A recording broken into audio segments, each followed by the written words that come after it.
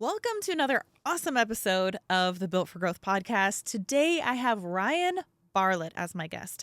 Him and I met on set when I filmed the True Classic commercial. And if you haven't seen it, just do yourself a favor and do a little search because it's hilarious and funny. Of course, that's what we open with. Actually, we open with a small interruption. It seems to be an ongoing thing, but you'll see. It's funny.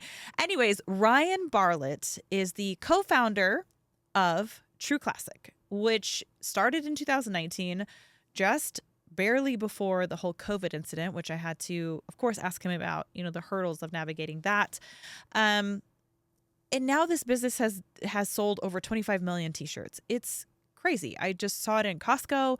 And, he's doing really well. And for being a small business owner, to what he has turned into, also residing in California, which is a challenging place to do this, I think he's really a wealth of information. So if you have ever thought about being your own boss and starting your own small business, this is the podcast to listen to. But Ryan is so much more than just a business owner.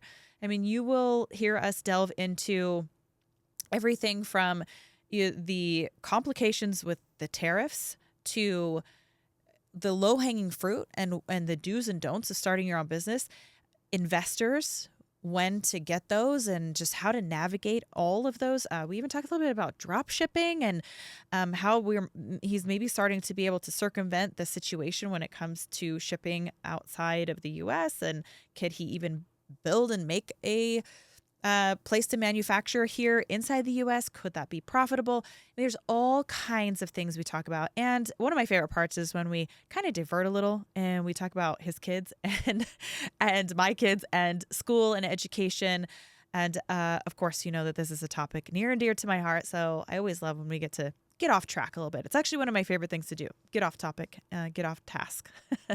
But in this episode, there's a ton to learn about starting your own business. And myself, being an entrepreneur, I found it very, very insightful and very helpful. And I very much enjoyed this conversation with Ryan. So I hope you will as well. I trust you will. And as always, thanks for listening. So if you haven't seen the commercial yet, it was hilarious. True Classic commercial. It had myself, Michael Bisping, Henry Cejudo. We also had Wonder Boy, Leonardo Machida, Dominic Reyes. Yeah. Is that Forrest Griffin? Oh yeah, of course. I think that was it, right? Yeah. Oh, hilarious. Absolutely so funny. It was so much fun. How did the commercial resonate with everybody, by the way? What's the feedback? Oh my gosh, it got picked up by this is what I didn't anticipate. I knew it would go over well with the fans because all the jokes were really written for the fans. It wasn't made for the masses. Once the subreddits took it and they all loved it unanimously, I was like, okay, we did right by them. I'm super happy with everybody on the Reddit forums. But then what I didn't anticipate was all the MMA meme accounts that exists out there in the world that started picking it up and reposting it. And I got to see all just the hardcore MMA fans that aren't on Reddit, that are on Instagram, loving it and just appreciating it. And it just got so much great feedback. I feel like it was a huge win for everybody. It was hilarious. I got to play this very zen, over the top, cheesy, almost like, what'd you say? How'd you describe my character? You were like a spiritual guidance counselor. Yeah. Yeah, you were trying to basically have everyone find their inner peace, and everyone's trying to do it. Oh, yep. And then Bisping just busts in the door, and he's like, what is happening here? Typical Snap out of Bisping. it. He's the perfect person to do that.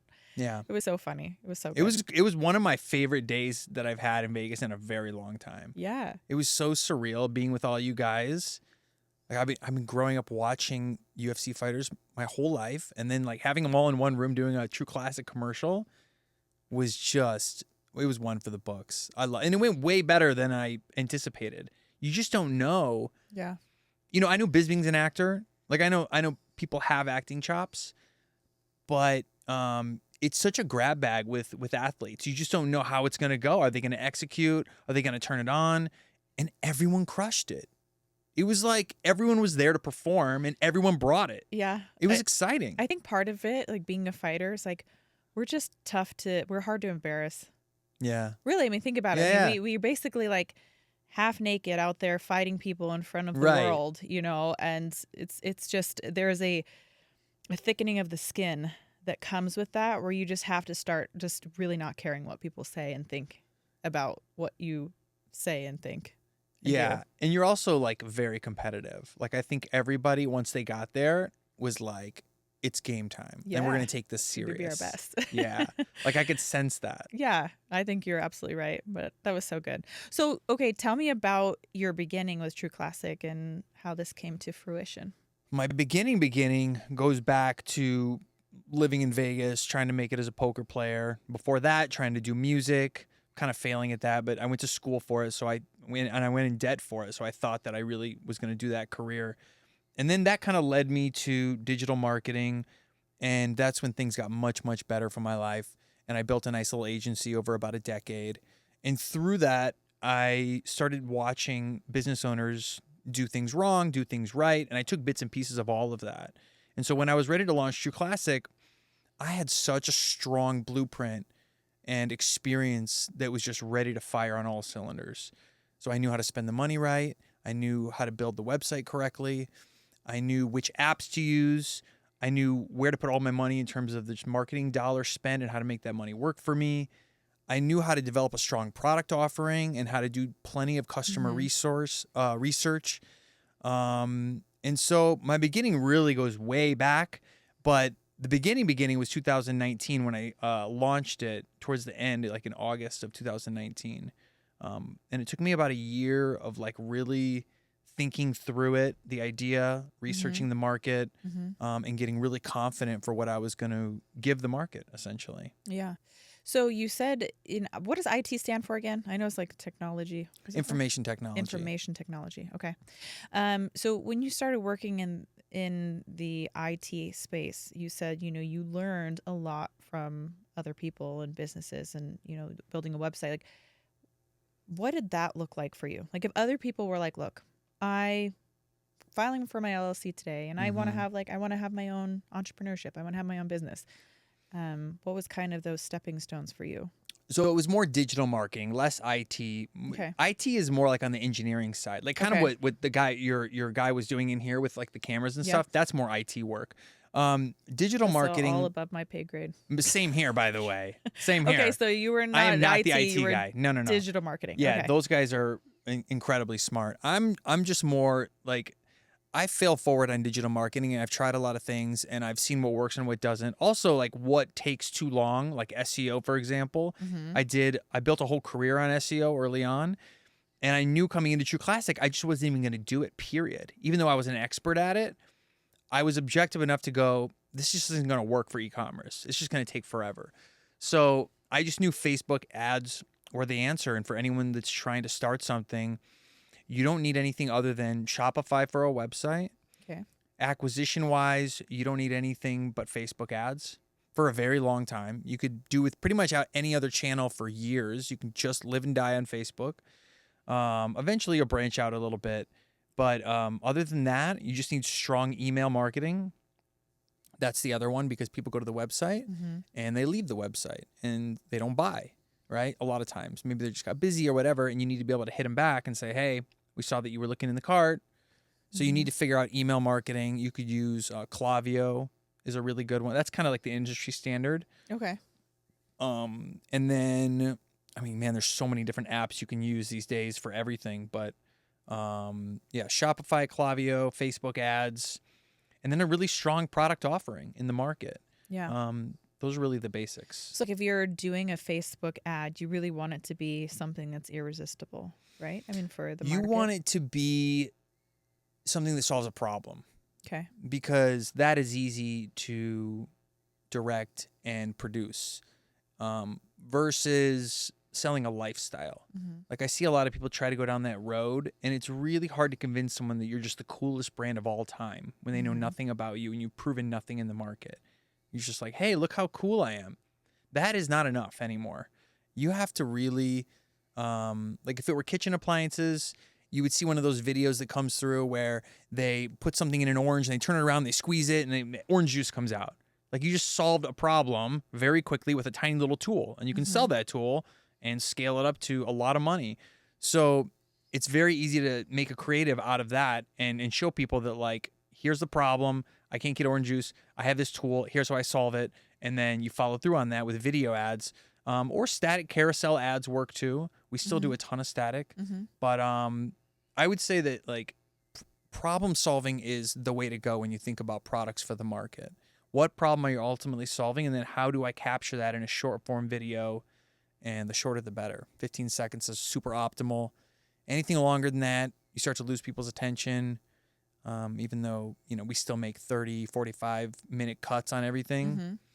It's very hard to keep people's attention, so you got to really nail it on the first 3 seconds, really. Yeah. You got to capture their attention and keep it. Yeah. So then that begs me to ask the question, what problem does True Classic solve? There was a couple problems. The first biggest problem for me personally was fit in the market. I didn't feel like there was a lot of shirts that were being intentional about fit. There was 1 or 2 brands that I thought did okay, but they didn't get it all the way there. One of the brands that I really was inspired by early on was Caraloha, which is this like bamboo company. They make all sorts of bamboo clothing and bed sheets, and it was really soft. But more than anything, the shirt was fitted in a nice way. And I just realized that, like, for some reason, when I put this shirt on, I look better than other shirts.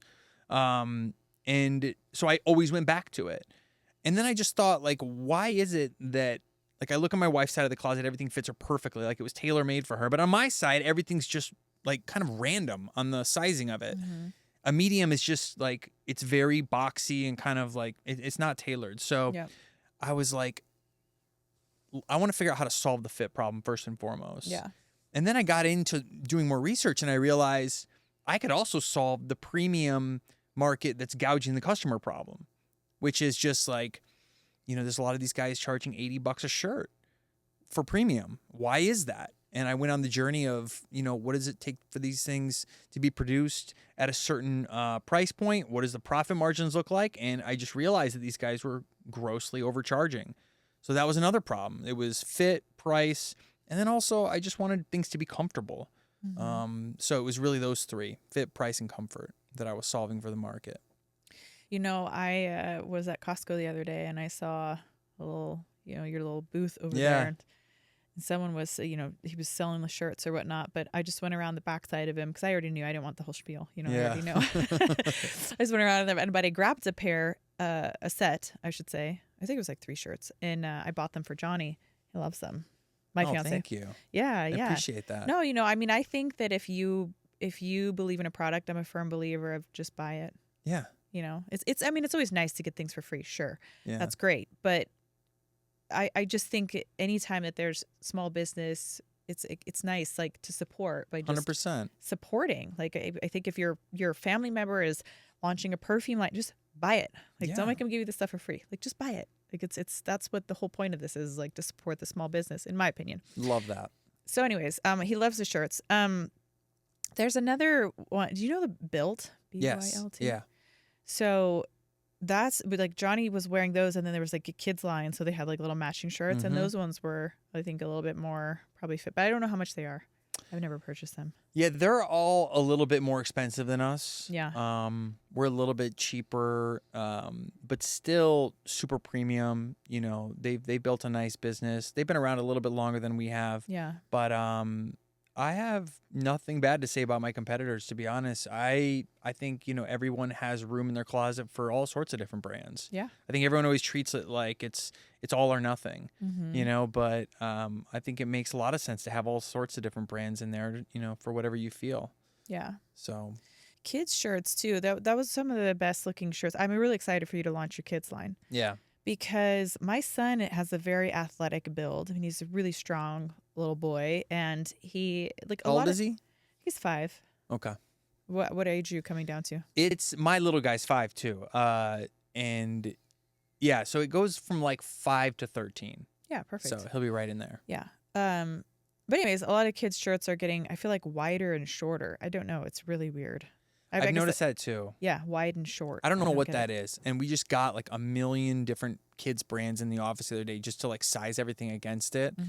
like Abercrombie and all these brands are so short. and so wide. I don't know why either. It was weird. We're on the longer side. So we have actually 2 fits coming. We have like a shorter and then a regular for like my middle boy, Maddox, is on the taller side. He's like in the 99th percentile of height. So he would get the regular, whereas Rico, my 5-year-old, would get the short because he's on the shorter side. Yeah.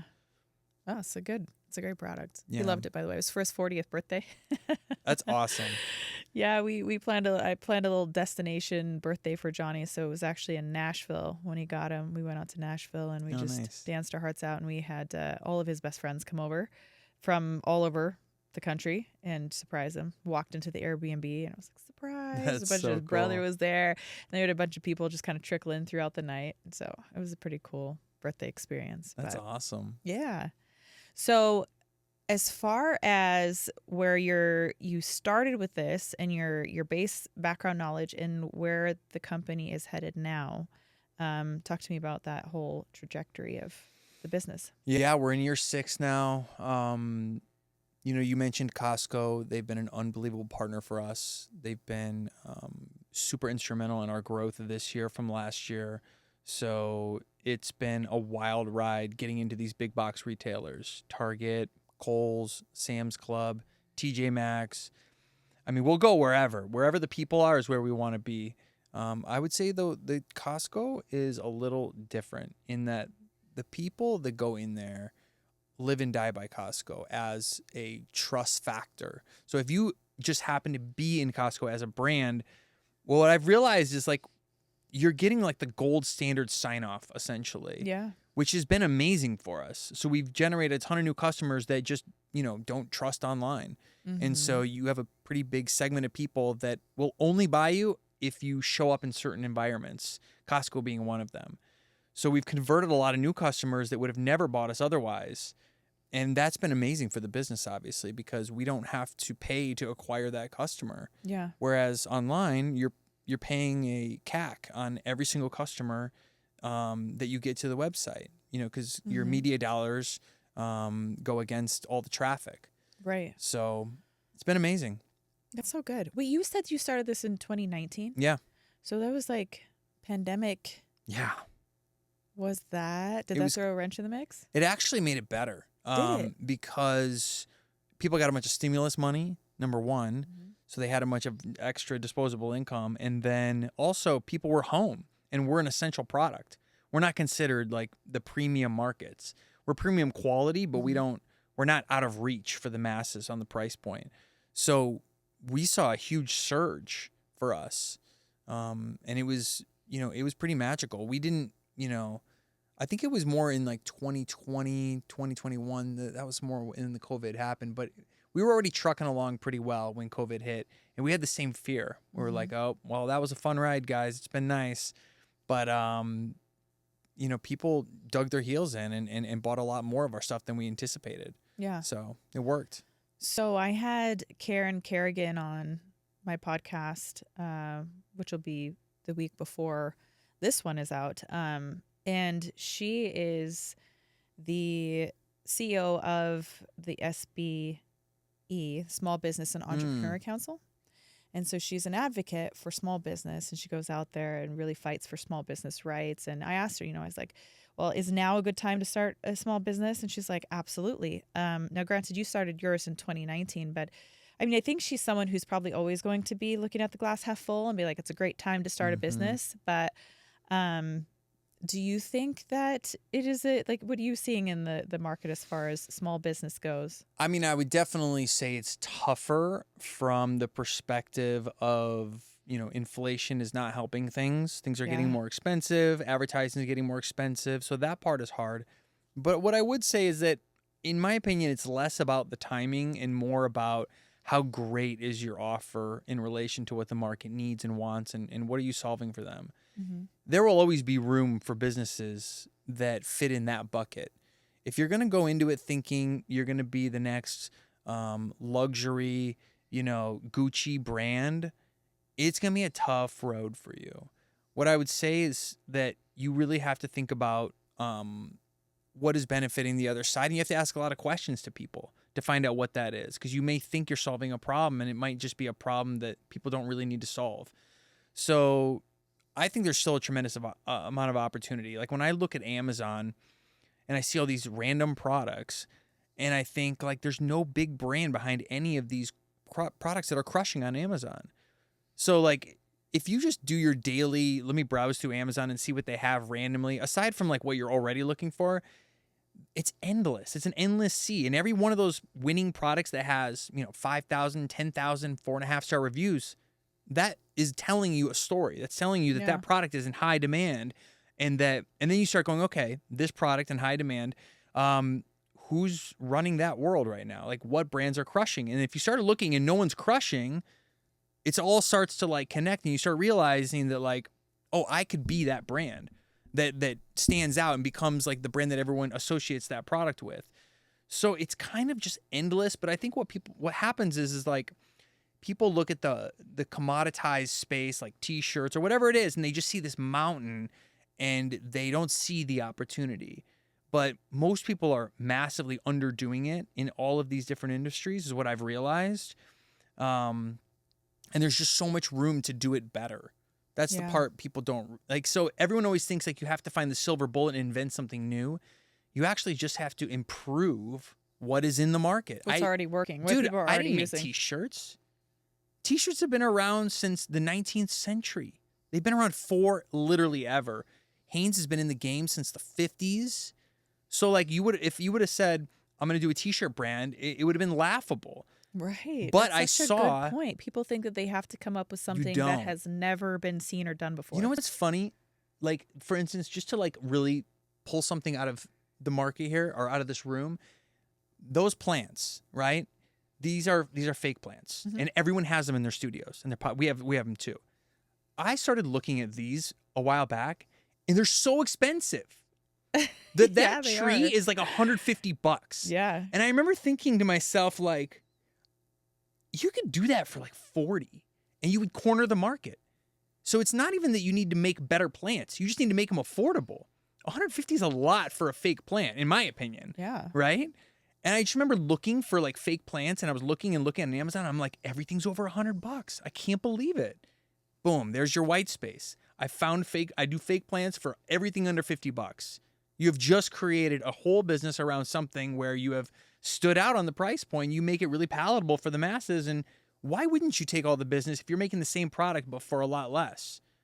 Right? Yeah. That's what I did with the premium market. I was looking at all these guys, and I'm like I would go into Nordstrom's and I would feel the jeans and I would put them on like the Pages and the Rag & Bones, and I would just be like, and I look at the price, I'd be like, $200. This is insane. You're paying for a name brand?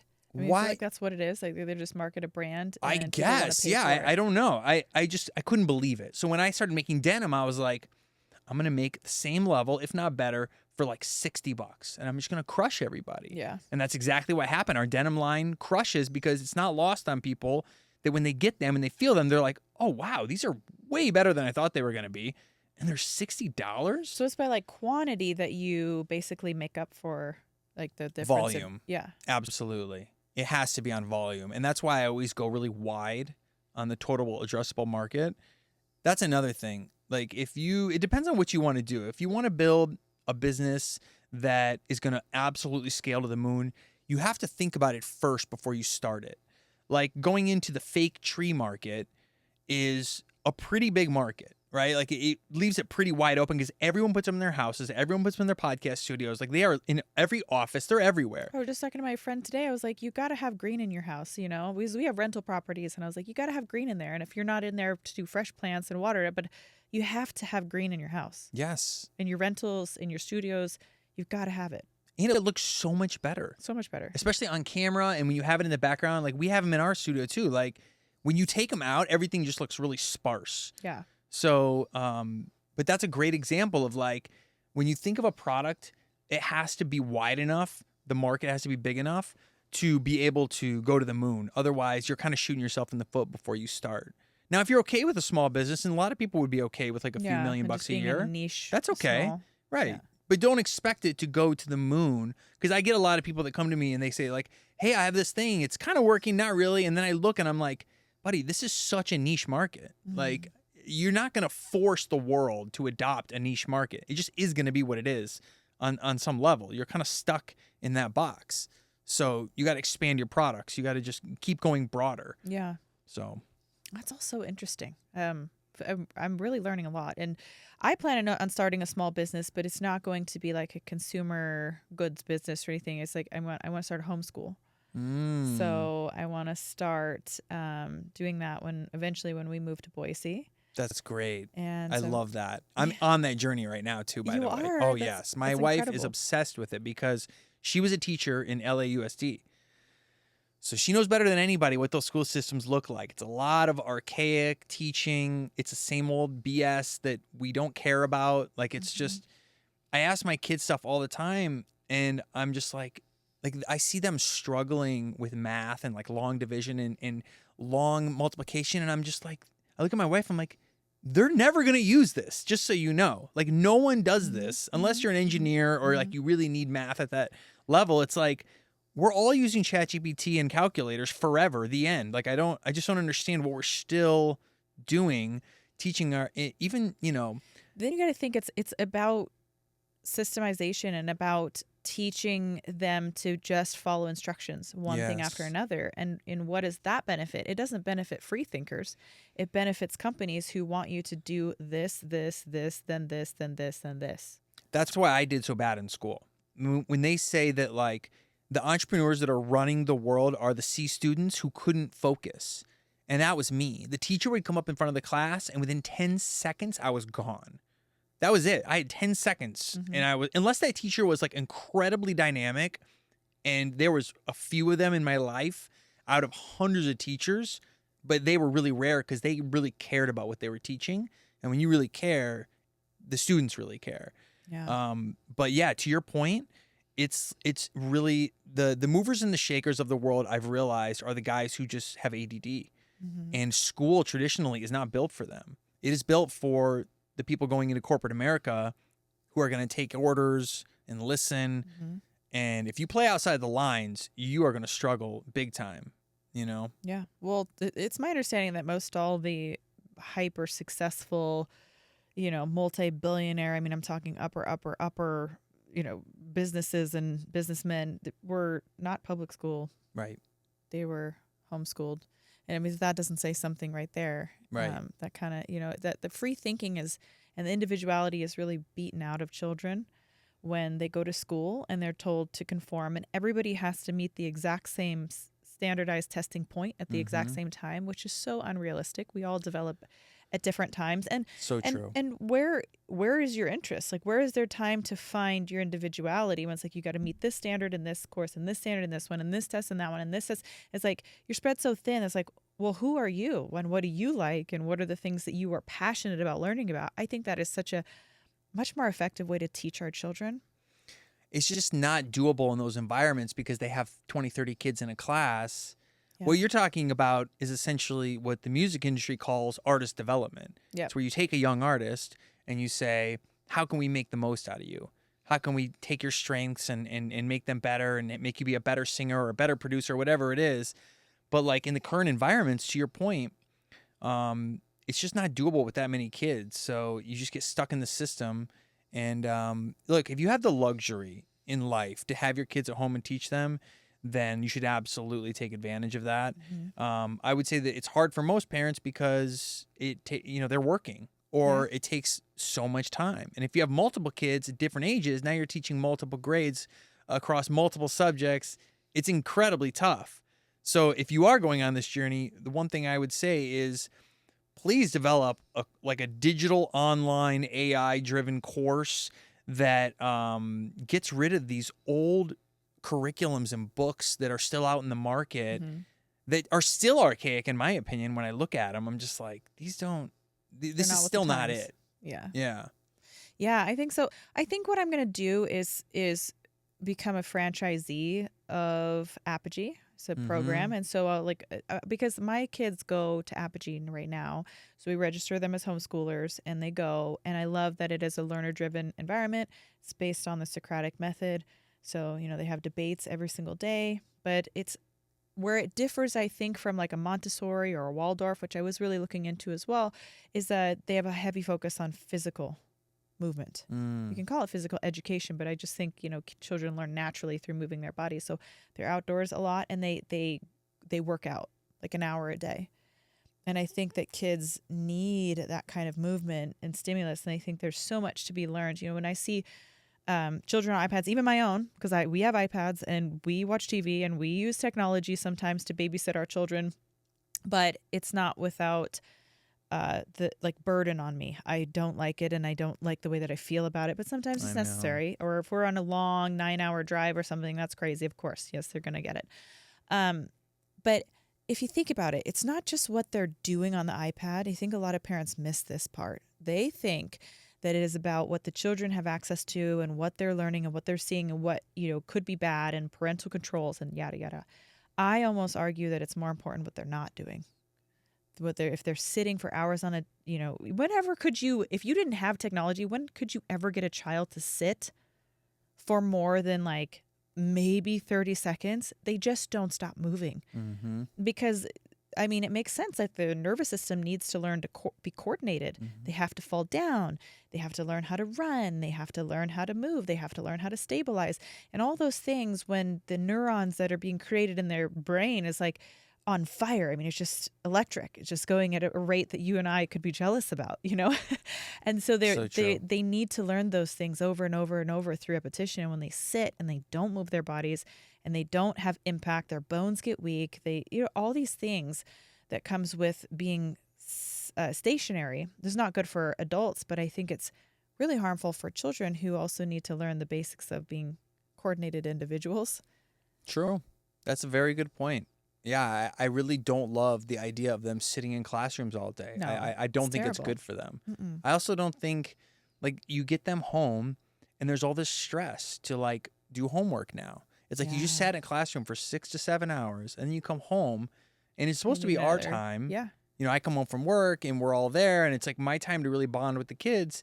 And they're stressed out of their mind because they can't figure a math problem out and they're upset and they don't, it's just like tension. What and are we frustration doing? This is insane. This should be our best timing right now. Yeah. So I'm always like, let's get out of the house. Well, Let's go run around. Yeah, you know what that's teaching kids too? I think that instills in them to be stressed out, overworked adults. 100%. Go right into anxiety. Yeah, 60 plus work hour week. This is what I've been conditioned to do since I was a child. You work all day and then you come home and you work more. And you don't get time with your family because you've got to get work done. It's like they're children. It's tough. It's literally like employing children. Yeah. It is and they're going to get there. Look, they have to, get some legwork in once they get into high school. But before that, before the grades really matter, I just don't see the point in stressing these little 6-year-olds out with hard math. And, it's a little mind blowing. I do think there's a ton of value in teaching, and I know Apogee does a lot of this, but teaching kids problem solving, I would say there's nothing more valuable in critical because in business, it's the whole game. The only reason that True Classic is bigger than a lot of these other companies is because we problem solve at such an incredible pace. We're not just so much smarter. Yeah. It's the pace at which we solve the problems. Yeah. Even going through just recently, we had a big issue in Mexico with our inventory where customs was just shut down for a week and nothing was getting across in the textiles and apparel. And we sprung into action and we're trying to figure it out. We're trying to solve. We're trying to investigate and call the lawyers and see what they know and see if this guy knows. I even called some of my UFC buddies who have Mexico connections to try to we got to get to the politicians and we got to talk to them about what's happening because we can't get stuff across the border. And it's a big deal when you're at our scale because we're doing, 4,000 to 5,000 orders a day. That adds up real quick when you're not getting stuff across. And some of these other companies, they have all their inventory tied over there. And what I realized was we started talking to a lot of them, and a lot of them are just well, what should we do? And we were on step 7 already. They just, they were still kind of stuck in shock.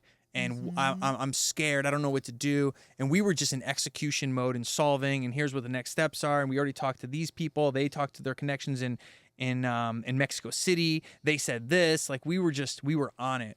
And I go back to like, it made me realize, and this just happened a week ago, it made me realize how incredible we have gotten at just solving things quickly without getting stressed out or beat down by it. Mm-hmm. And it's just one of the best skills we can teach our kids is how to not stress out and just, think about the problem you're trying to solve and work it out one way or the other. Yeah. I know Apogee, I know a little bit about, that's one of like kind of their core pillars that they It is. teach, right? Yep. I think it's so important.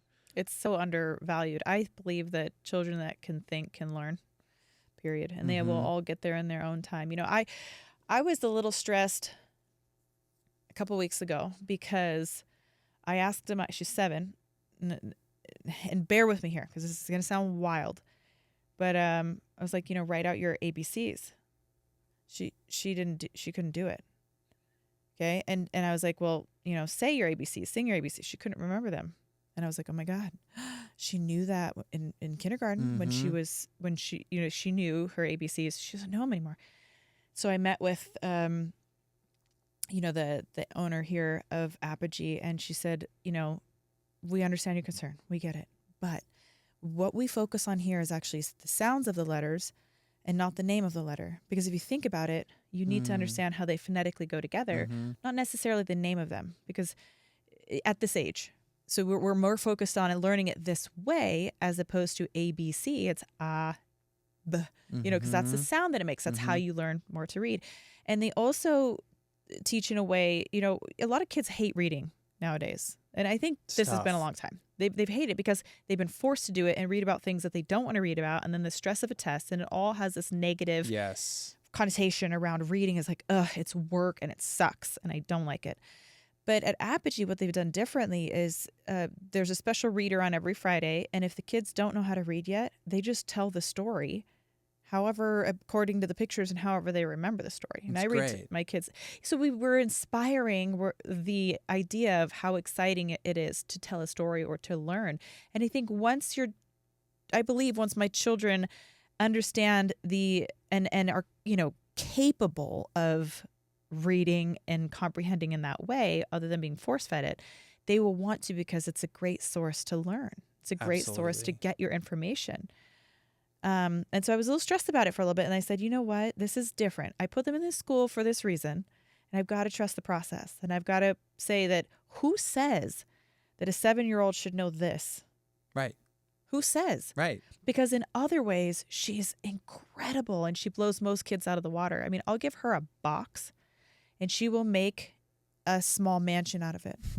Architecturally, this girl is incredible. She took like a little tiny box of solely, I think is like those little fruit gummy things, and she cut down the side of it, and she took a handle that we had, an extra kitchen handle, and she hot glued it onto the front of it, and she made a refrigerator out of it, and she drew all things in it, and she like had like this whole and like this bathtub, like all the things, and she built this little miniature mansion with her creativity and her problem solving skills. And it's just like, that's why I have her where she's at, because to me, her problem solving skills are if the glue pops off, like, oh, how do we work? How do we figure it out? How do we do that? Yeah. How do we make it stay better? Here, let me help you problem solve a little bit. Like, let's cut a line in here and let's see if we can poke it through, and let's see if there's some ways that you can circumvent the situation. That's what she does all the time, is like problem solving through creativity, through things that she loves doing. And I'm like, what child do I know that comes from, in our blessed situation, a 2-parent household where both parents are actively, lovingly a part of their life, that doesn't know how to read? Right. It's not going to happen. But who cares if she doesn't at 7? Because she's doing other things that's more important. Yeah. So, in my opinion. I've actually seen one thing for problem solving is Legos, the harder sets. Like, so my 7-year-old boy, for Legos, I'll get him like the 10 and plus, and I'll make it intentionally harder because those pieces get smaller and it gets a lot more difficult when you're like, you raise the bar by like 3 or 4 years. And I do that on purpose because I want to push them to figure things out. And there will be times where he's putting a car together and he will melt down multiple times. I've lost a piece. It's missing a piece again. And I'm just like, buddy, work through it, figure it out. And as soon as he calms down and I bring him back, he figures it out and he pushes through to the other side. And then he gets to another roadblock. He'll be on page 17. And again, I'm missing another piece. Rico took my piece, I swear. And I'll be like, buddy, it's all there. Trust me. Everything's there. You just got to figure it out. And then again, he pushes through. Yes. But it takes a lot of that encouragement to get him over the finish line. Whereas like my 5-year-old, I can put, you know, a Lego thing and he'll just be silent for like 12 hours. Like he'll just sit there and just do the whole thing, no problem, and figure it out without a lot of putting a lot of pressure on himself. But Legos have been great for us. It also keeps them off the TV. They're building something. Yeah. They're solving. We you ever love do the loving magnetic Legos. tiles too? You ever do those? Yes, Those are they fun, do have right? a version of that. Yeah. I love those. I love anything where they have to like just figure it out. Yeah. Build Yeah. and create and problem solve. And if it falls, how can I make it different? It's so good. On the storytelling piece, before I forget, one thing I do before they go to bed, this is such a nice hack. I take out ChatGPT on my phone and this is my prompt. All right, tell a bedtime story, keep it somewhat short, but I want to include the characters Madison, Maddox, and Maverick, and include their 2 dogs, Sunny and Charlie, and it's going to be in a forest. You guys want it in a forest? Yeah, we're going to do it in a forest, and I want you to make it a great story and get them really excited towards the end. And then you'll stop, and it'll do this whole story, and it starts reading it out loud right on the spot. And so every night, they get a custom, unique story with them as the characters, with their dogs in the story. And once you do it enough on ChatGPT, it starts learning your kids and who they are. And the stories get better and better and better. And now every time we go to bed, because I used to do like the ones out of the books. I tell them a story. But it's so magical now in ChatGPT that it can just come up with a story for you and read it out loud on your phone.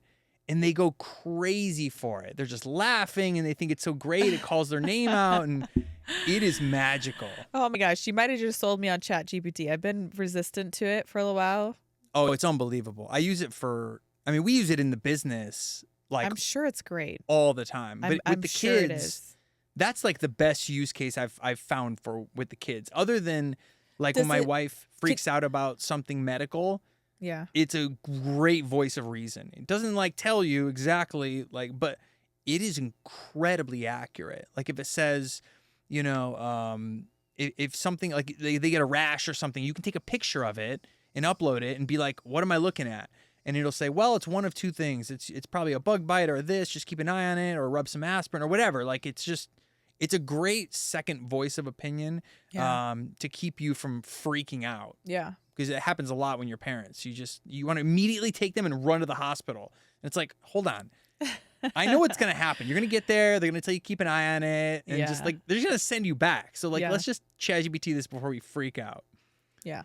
Okay. That's well, can you read the actual words of the story too? You can read it. Yeah. Okay. So I read it out loud because I have you can pick the voice too. You can pick a different voice. You can do a guy or girl. You could do like a English accent. Like you can really get great with it. Or like a National Geographic type narrator voice.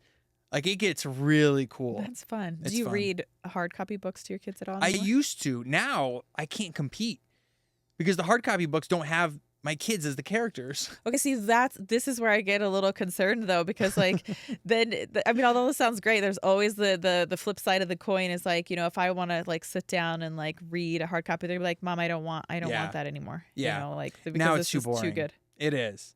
I've been reading the Magic Tree House series. You ever do that one? Is Magic that Tree House? I don't know if I've seen that one. That's a really good series. I don't know if your kids would be into it. Granted, the situation. It sounds familiar.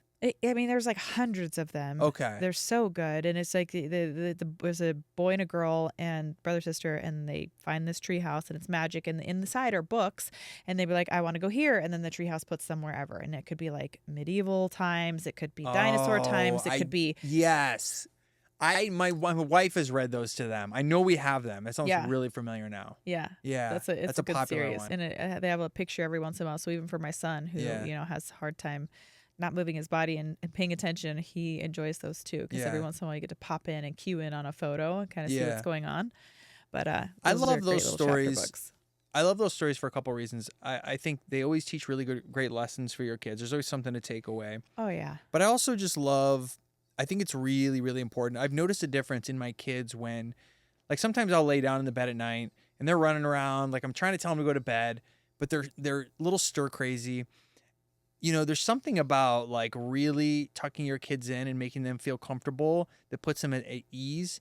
And if you don't, they can feel it, right? Like if you just don't feel like going in and tucking them in, it really impacts them. So I really force myself, no matter how tired I am or whatever, to tuck them in, pray over them, tell them you love them, just make them feel, have them close their eyes going, at peace and not like feeling scared or anxious or worried or I'm scared of the dark or their minds go crazy when they're young. But I think stories do a really good job of that, like helping just like have a really sweet moment at the end of the night. I love it. I love that. It's really important for them. It is. And no matter how you slice it, it's good that, they're getting that attention and that nighttime kind of cap, so to speak. It's really important, especially when I have two little boys in a room together. If I don't go in there, they'll stay up till like 11 at night. Like I usually put them in at like 8, they'll just roll around like with anxiety and just like, they're just, because their minds start like wandering and they just like, you have to just go in and put them to bed. Yep. It's important. Yeah. Okay. Let's digress a little bit and talk more. We got so far off your classic. I love it though. This is what's so good about this podcast is I love getting to know people and their dynamic in life in total. But you were saying something about getting things across the border, and it made me think about the whole tariff situation. Yes. And I've been really curious about this because I don't totally understand it. I think what I understand, and this is just my very preliminary, I will admit I am not well versed in this at all, but it sounded like Trump started putting these tariffs in place to sort of blackball some countries in certain situations, or just kind of like tell them like, hey, if you're going to do this, we're going to do this, and you're going to suffer more. Basically, what's the right word for that? I'm trying to say. I mean, really what he's doing at the core of it is he's trying to generate more money for the country, and he's trying to tax these countries and work out deals to where it's beneficial for us. Yeah. So like in theory, I think it seems like the right thing. In practice, it has cost a lot of us a lot of profits this year.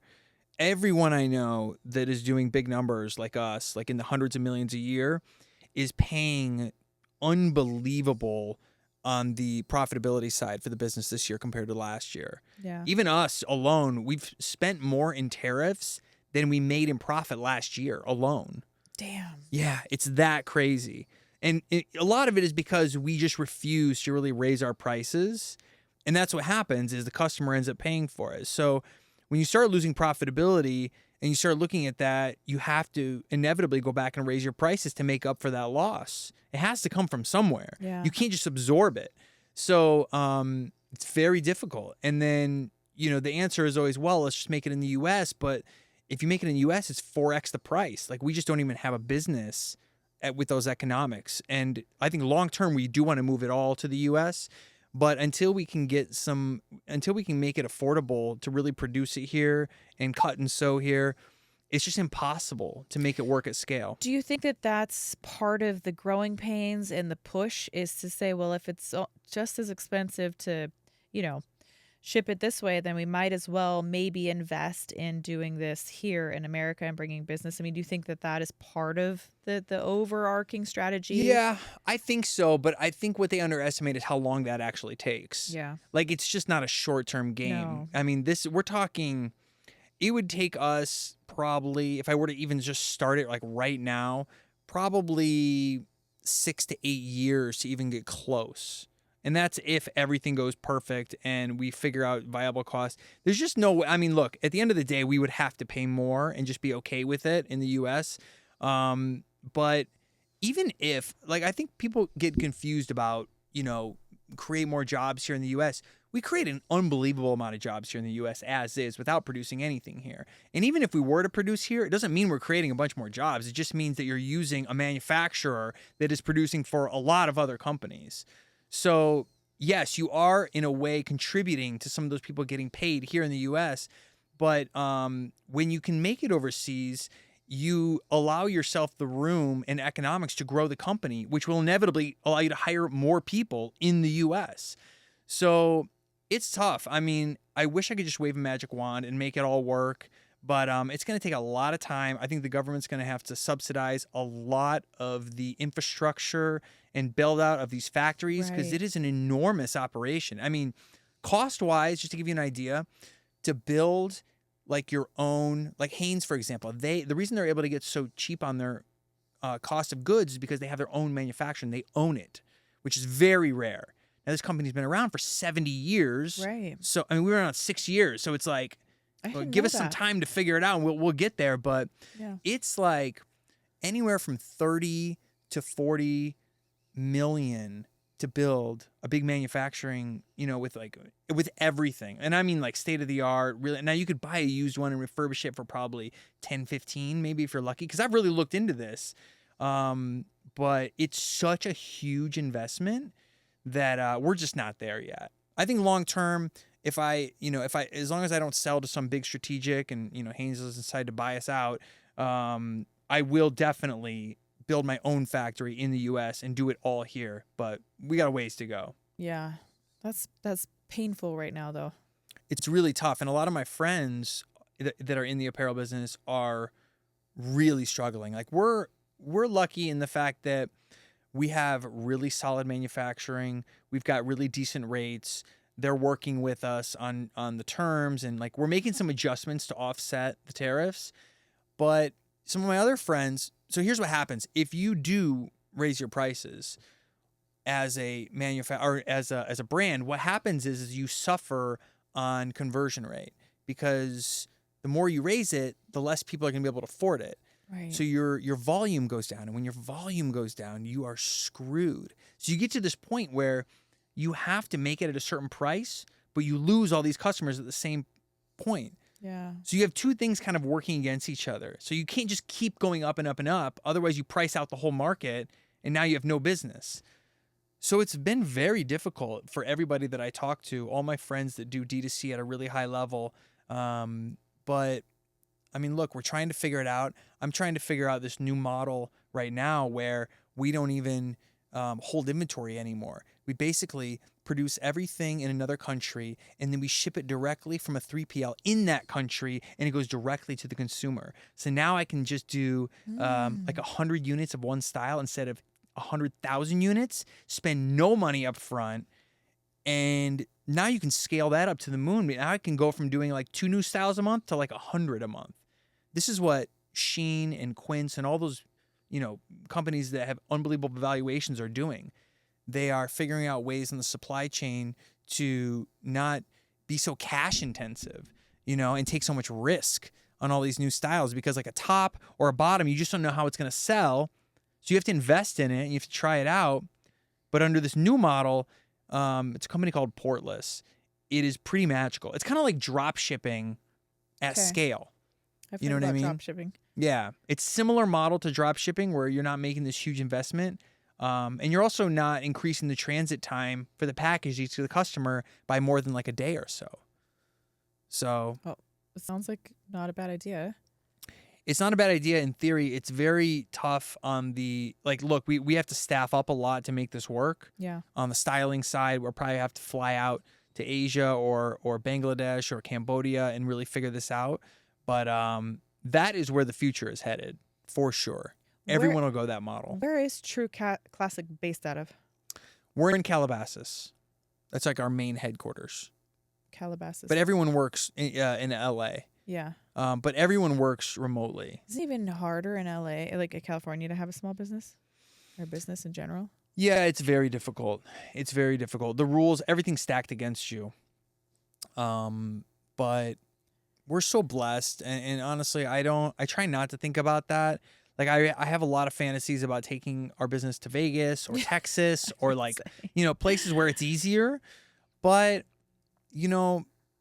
this is where we're at for now. Yeah. Maybe in the future, we probably pick up and go somewhere else because, I mean, that's why everyone's getting out of California for that exact reason. Yeah. I have a friend of mine who has a really tiny, like a micro business. Her name's Tina. I talked about her on last week's episode too. But she calls herself a micro business. It's like 3 employees, super tiny. But her leggings kick ass. I love her leggings. They're every bit as good as Lululemon, but she draws the art herself and then she puts it or takes the photo. So sometimes it's like these pictures of like succulents or something, you know, and it's just like super high definition, really beautiful stuff. But she's just basically like, I don't know if I can continue doing this. Like, it's just, I can't, you know, she's based out of California. So she just has a lot of things working against her. And my heart breaks for her. I want her to find the thing that's going to make it all good, because I think she's got a great vision and a great product, and she's a kind person. You want to see somebody like that do well. I know. It's Business tough. is hard enough, and then you have the state working against you in a lot of ways. Yeah. And it just makes it that much harder. It's really one of those things where you want the state to work with you. Yeah. It's so weird to me how they haven't figured that out yet. Like, a lot of my friends are leaving, and they're sucking all that revenue out of the state, and I'm just thinking, like, this can't last forever. You guys just cannot keep pushing us out. Eventually, you're gonna have to create incentives to get everyone back here. Yeah. Because it's just not gonna make sense to do business in California. Yeah. It's just the way it is.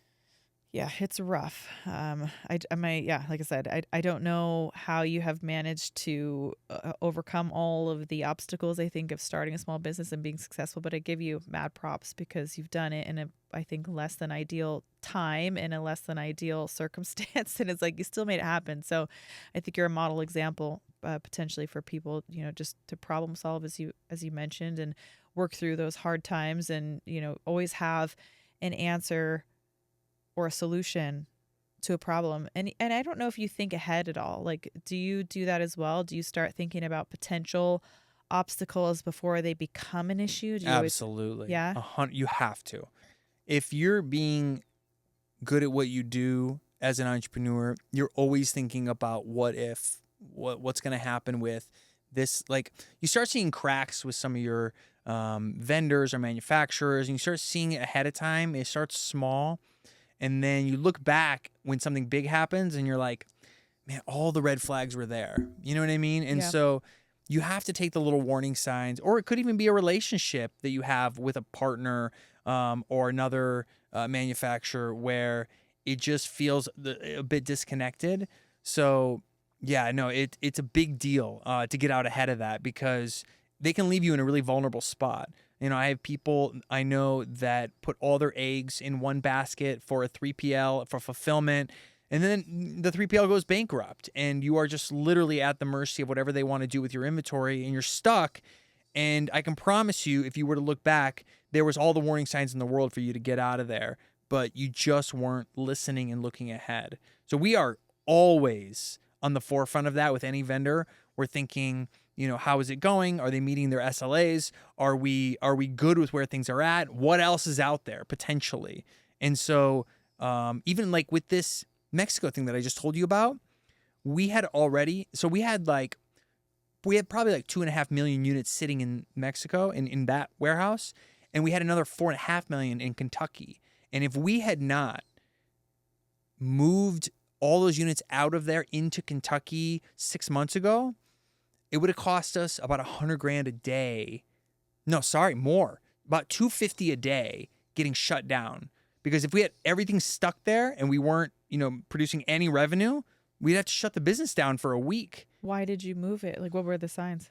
The signs were, number one, that the de minimis, the 321, Section 321 de minimis was going away, and there wasn't a lot of benefit in being in Mexico anymore. What's the de minimis? The de minimis was, you could basically, there was a certain threshold, it was like under $800, where you didn't have to pay tariffs coming over the border.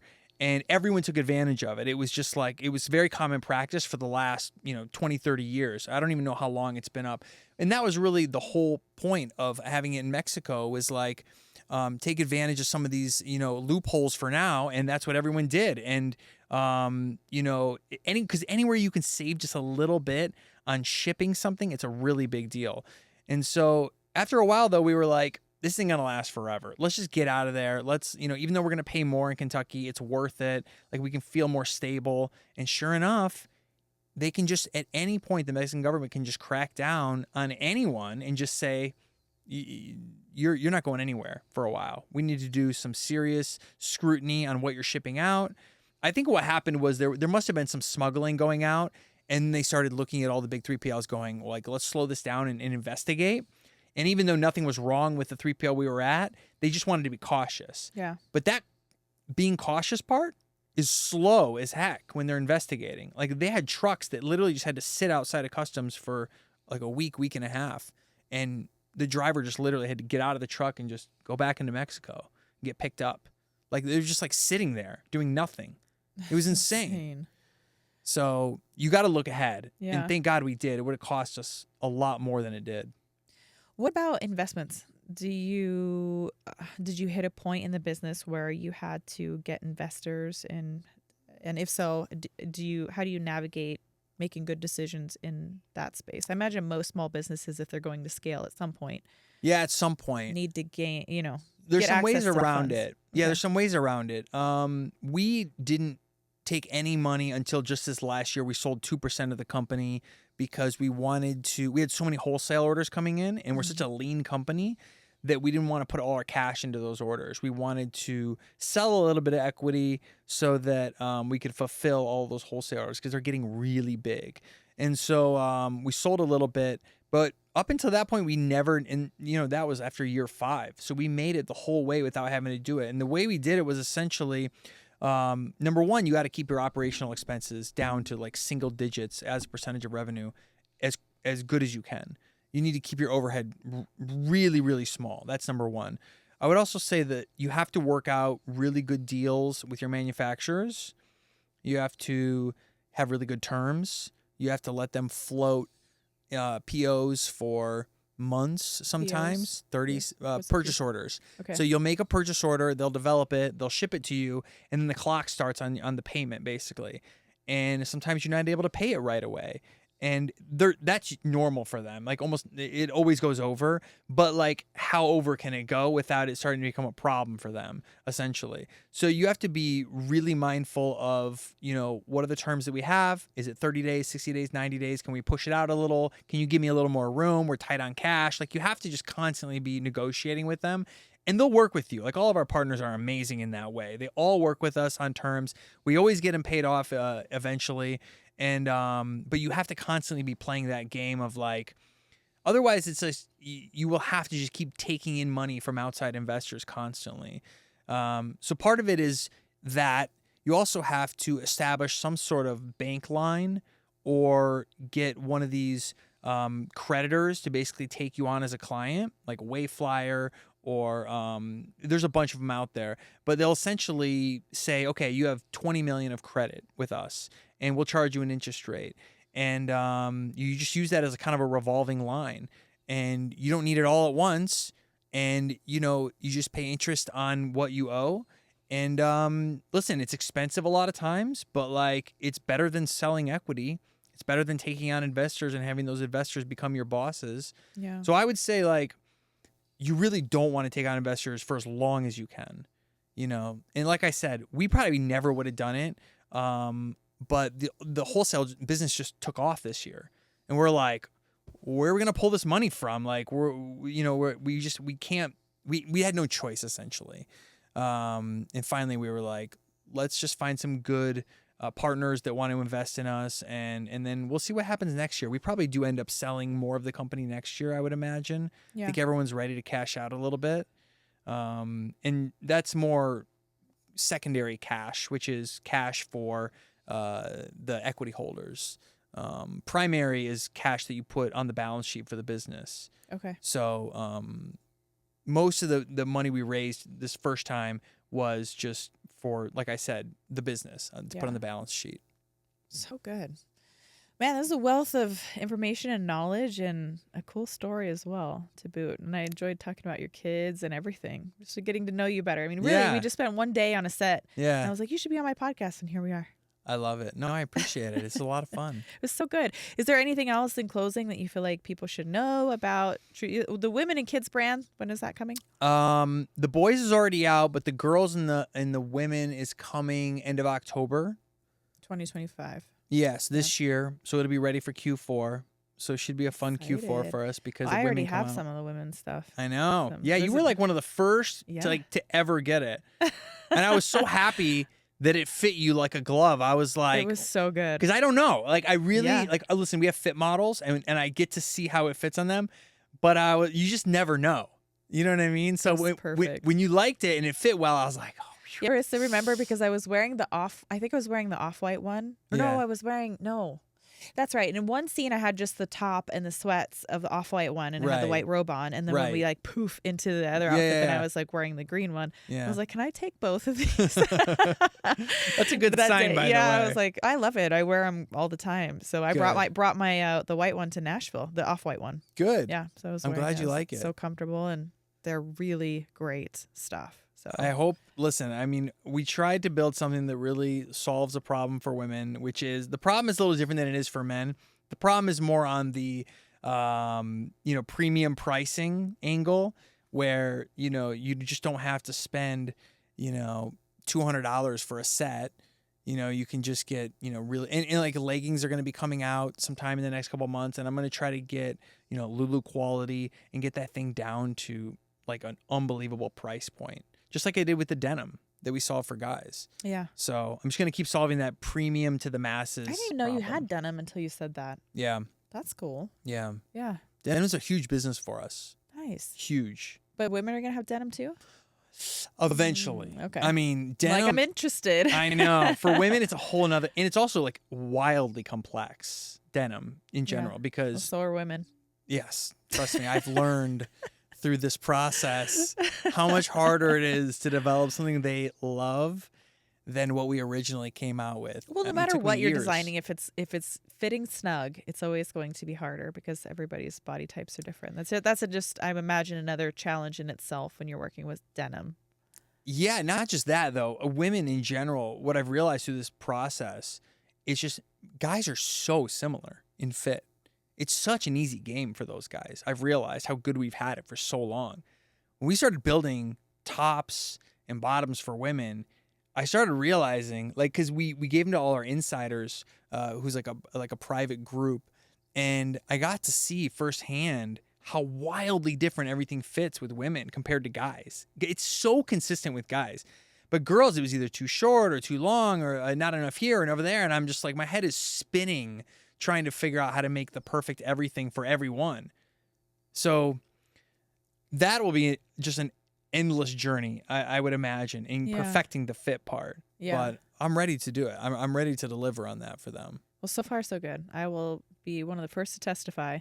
At least the jumpsuit and the tank top is so cute. It's a thicker strapped tank, and it kind of has a cut where it like kind of drops down a little bit in the front, which I just think is cute. You can tuck it into your sport pant top if you want to, or you can leave it. And I wear that not just with athletic fit. I feel like that top is versatile enough. Like I'll wear it with like jean cutoff shorts, and cowgirl boots, and I'm like, oh, it's cute. Like I can wear it with anything, or I can literally put it with yoga pants. So I like that too. I'm curious, since I have you here, what problem would you love for me to solve in apparel? Is there any specific thing that you consistently run into that you're like, why isn't anyone doing this right? Yeah. Oh, that's a good. I feel like that's It could be any product too. It doesn't have to just be like leggings or denim or anything we're talking about. Yeah. Could be anything. Oh, you mean like all anything apparel. Yeah. Because we can really develop quite literally anything. I mean, even like Skims and them, their biggest business is the bras and underwear. Like I thought it was everything else. Like I thought it was just all the basics in general, like their crops and their whatever, everything they have. But the bras and underwear are like the whole business. It's insane. Which we haven't even gone down that road yet. We probably will have to eventually.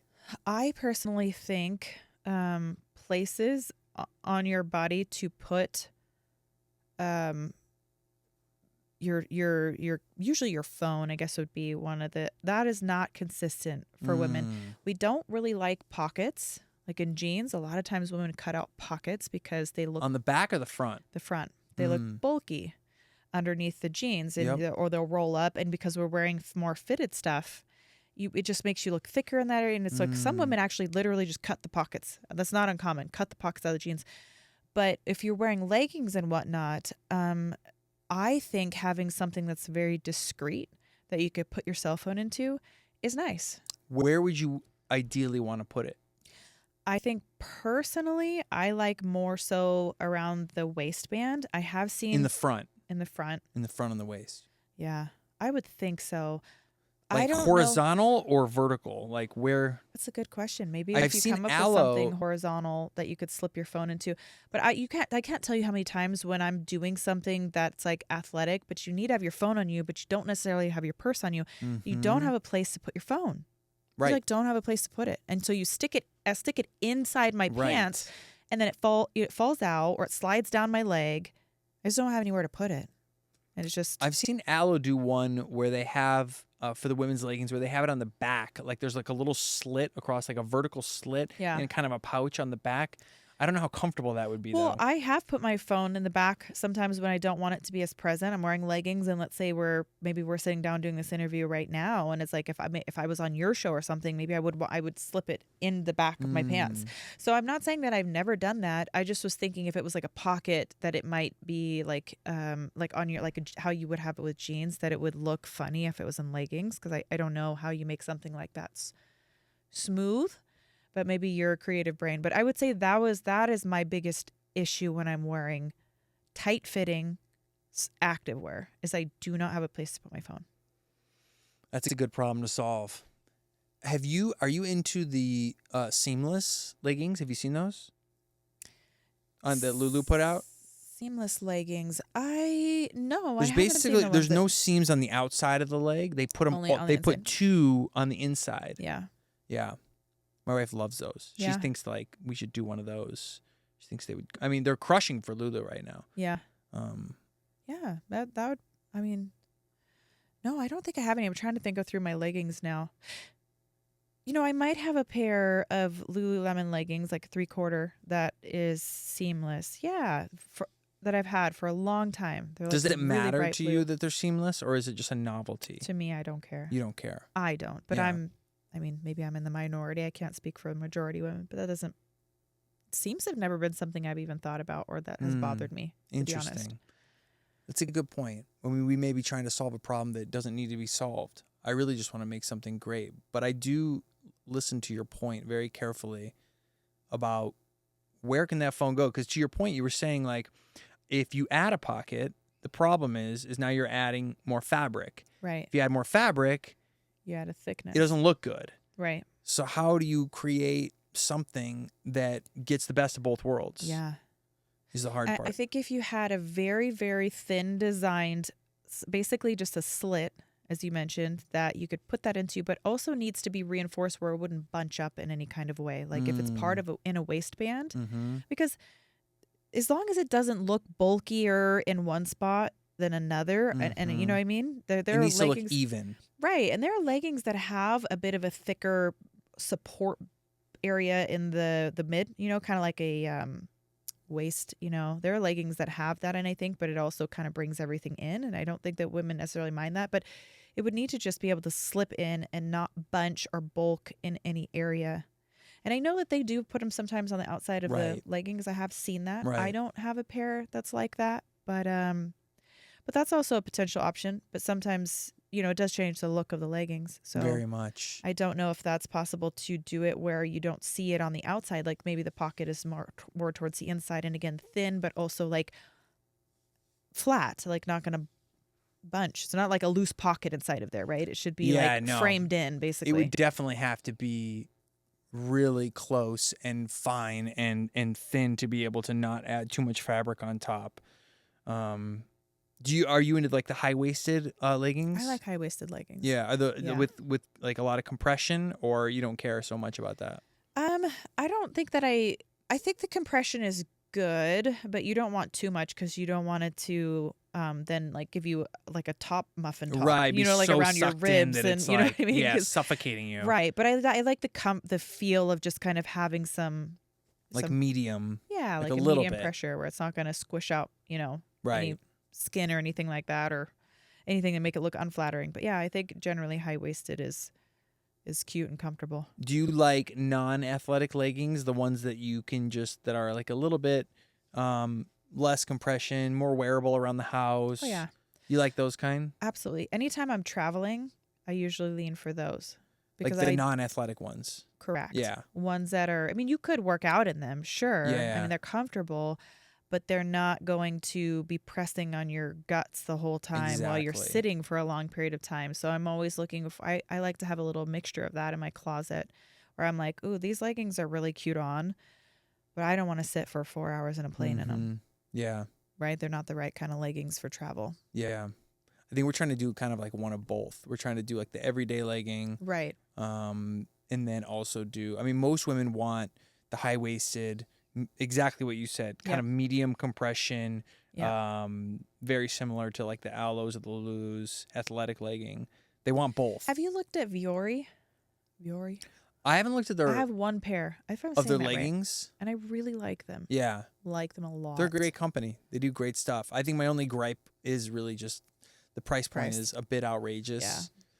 But yeah, no, I mean that's the thing is I think women have gotten used to if you want to have the look and the fit that you want, you have to pay this exorbitant price. yeah, because all the big guys. Fabletics though, Fabletics is an outlier. I would say. They're an outlier. They've They're got a lot reasonable. of really cute things. I've gotten sweatpants. I don't own any leggings of theirs, but I have a few sweatpants that I like. And I was like, I like these, Christmas, buy them in more colors. Yeah. So they're doing good things, I think. But They are a lot more reasonable on the price. When we polled our insiders, the two ones that everyone said were Lulu and Fabletics. Those are the two most popular responses. Yeah. Yeah. I'm kind of over Lulu. I just think they're too expensive for what, It's a lot. They're great, but at this point I realize that I can find better Right. or just as quality for. Right. That's most of the market, by the way. And that's why so many people have such an opportunity in the marketplace to create great stuff for people at a more reasonable price. Yeah. No matter what product you're developing, there's so much room for that. Yeah. If you can just figure out to not be so luxury and appeal to the masses and the price points that all of us live in, it's kind of wide open with just about anything. Just like the plant example. Like, just like, why overcharge? Like, you don't need to. Mm-hmm. Yeah. So. Well, I'm curious to see how you workshop this, and I see your wheels turning. So. It's good feedback, though. I'm always like, I love when I get into a spot where I can just really ask a lot of questions because you get to the nuance and what you were walking me through talking this, I can visualize on the legging where it could make sense, where it wouldn't make sense. And now we have to just go back to the drawing board and sample it a bunch and get a bunch of samples, give it to the women, see if they like it. Yeah. And you might have just started the new legging for True Classic that affects millions of women. The Tate line. Yeah. You never know. You never know. So cool. Well, I hope that it does come to fruition. I think a discreet pocket and even on the thigh inside where it doesn't have all the lines and stuff could be really good. Yeah. I'm not a huge, there's all this stuff about carrying your phone on your body and stuff too. So it's not necessarily a great thing for us to do. But I put it on airplane mode and then I feel a little bit better about it. And I'll just stick it, Yeah. But that's my biggest issue. So there you have it. I love it. Thank you. Yeah, I appreciate absolutely. the feedback. No, thank you. Thank you for being a guest today and all your wonderful insight and sharing it all. I think there was a lot to be learned today. So thank you. I love this. This was so much fun. I appreciate you. Absolutely.